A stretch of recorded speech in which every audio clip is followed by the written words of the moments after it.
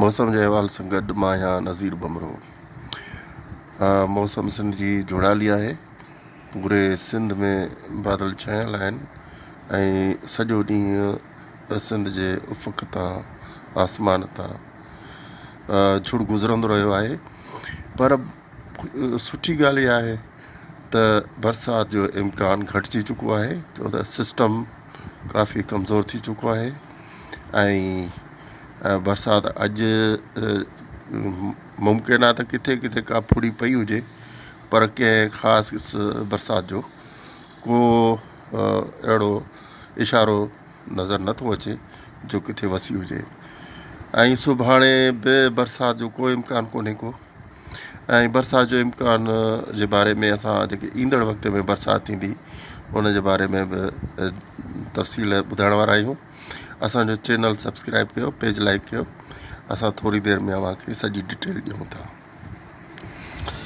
हिन वक़्तु अॼोके ॾींहं में जेकॾहिं बरसाति वसी आहे त उहा लाहौर, गुजरांवाला, झेलम, इस्लामाबाद, कश्मीर, गिलगित बल्तिस्तान ऐं केपी जे कुझु इलाइक़नि में वसी आहे।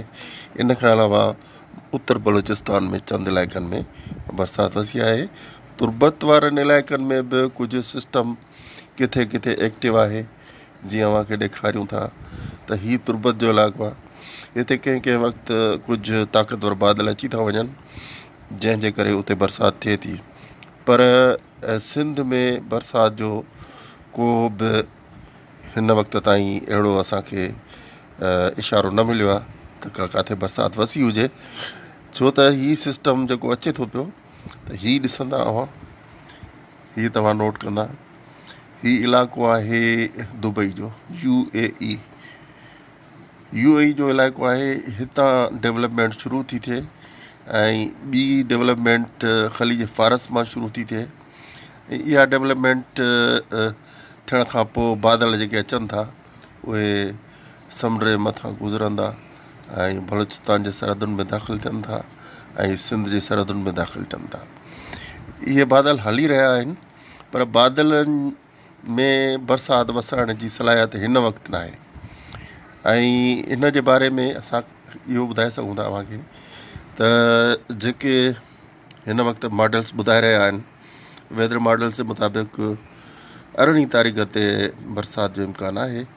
जंहिंमें जिन इलाइक़नि में बरसाति जो इम्कानु आहे उन्हनि में कराची, ठट्टो, चूअड़ जमाली ऐं इन खां अलावा थर जा इलाइक़ा जिन में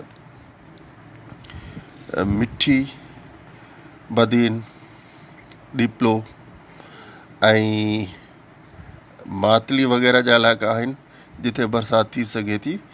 इहा 18 तारीख़ जी ॻाल्हि आहे। इन खां पोइ मंझंदि धारे मीरपुर ख़ासि, उमरकोट, छाछरो, अछड़ो, थर ऐं सांगड़ जा इलाइक़ा उन्हनि में बरसाति जो इम्कानु आहे। 18 तारीख़ जी ॻाल्हि आहे। त हाणे हिन वक़्तु जीअं ॾिसजे त काफ़ी कणकुनि जे लाबरनि जो कमु थी चुको आहे। आबादगार भाइरनि जेको आहे कमु काफ़ी कंप्लीट करे छॾियो आहे, मुकमिल करे छॾियो आहे। पर अञा बि जेकॾहिं कंहिंजो कमुकार रहे थो या ज़मीनुनि में कणिक जूं सथरियूं पयूं आहिनि त उहे 18 तारीख़ खां अॻु में ई खणी छॾनि ऐं उन्हनि खे कवर करे छॾनि, साफ़ु करे छॾनि। ऐं उन्हनि इलाइक़नि में जेके सांगड़ जा इलाइक़ा आहिनि, मीरपुर ख़ासि जा इलाइक़ा आहिनि, टंडोला यार जा आहिनि, इन्हनि इलाइक़नि में, उमरकोट जे इलाइक़नि में बरसाति जो इम्कानु थी सघे थो 18 तारीख़ ते। त जेको कमु रहियल हुजे उनखे जल्दी जल्दी ख़तमु करे कणिक खे महफ़ूज़ कयो त जीअं नुक़सान खां बची सघो। इन खां पोइ असां तव्हांखे इहो ॿुधाईंदा हलूं त जेको सिस्टम अचे थो पियो उन में खिवण काफ़ी तेज़ हूंदी ऐं खिवण जिन इलाइक़नि में बरसाति शुरू थी ऐं खिवण नज़र अचे त उनखां बचाव जे लाइ कंहिं शेल्टर में हलिया वञो।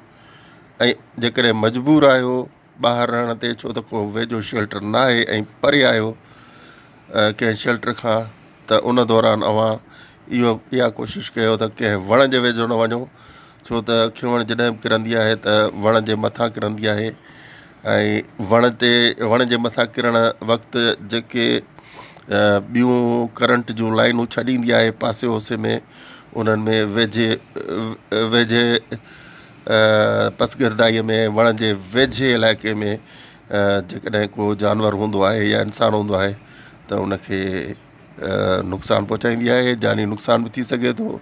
ऐं अहिड़ा वाक़िया थींदा रहिया आहिनि त माण्हू माल मता वणनि जे हेठां ॿधी छॾींदा आहिनि, पोइ खिवण वणनि ते किरंदी आहे त उन वण जे हेठां ॿधल जानवर मरी वेंदा आहिनि।